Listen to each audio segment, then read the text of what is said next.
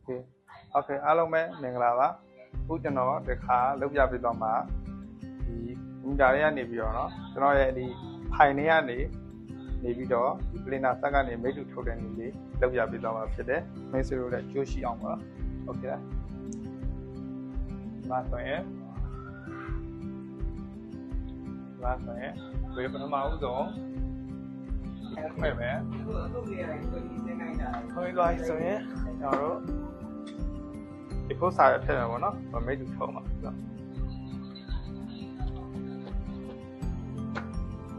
အဲ့ထည့်မယ်အဲ့သွားရင်ဟုတ်လားဒီ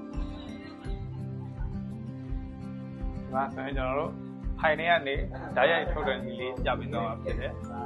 ဒီမှာတရားလေးကျွန်တော်တို့မိတ်တူထုံးပါဆိုတော့ backlist ကိုနှိပ်မယ်ဘယ်ကိုနှိပ်ပြီးသွားပြီဆိုရင်ဒီမှာ show more option နဲ့နှိပ်မယ်ပြီးသွားပြီဆိုရင်ကွာပလင်းထုံးမှာဆိုတော့ဒီမှာပလင်းပေါ့နော်ပလင်းလေးကိုနှိပ်ပေးမယ် Okay ဒီရောက်ပြီဆိုရင်ဒီစရာဒီမှာရွေးပြရမှာနော်ဒီမှာ A4 size က A4 size ဒီမှာဆိုရင် standard ဒီမှာဆိုရင် print paper ပေါ့နော်ဓာတ်ပုံတွေပါထုတ်ချင်တော့ဒီမှာ photo paper ရှိရတော့ဒီမှာ print paper ဟိုဒါချိန်ပြီးသွားပြီဆိုရင်ဒီနေရာမှာဆိုရင်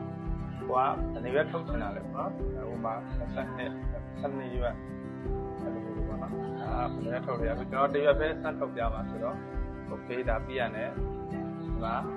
ထုတ်တော့မှာဆိုတော့ print ကိုနှိပ်ပေးလိုက်တယ်Okay အဲ့ဒါတော့ပေါ့နော်ထုတ်နေပါပြီ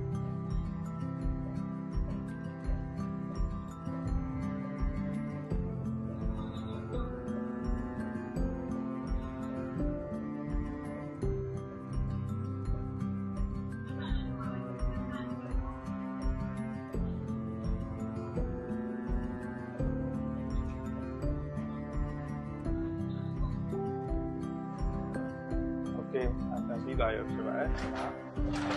ဆက်ပြီးပါတော့နော်။ဒါဖိုင်ထဲကနေတိုင်းရိုက်ထုတ်တဲ့နေပေါ့နော်။ software မလို့ဘူး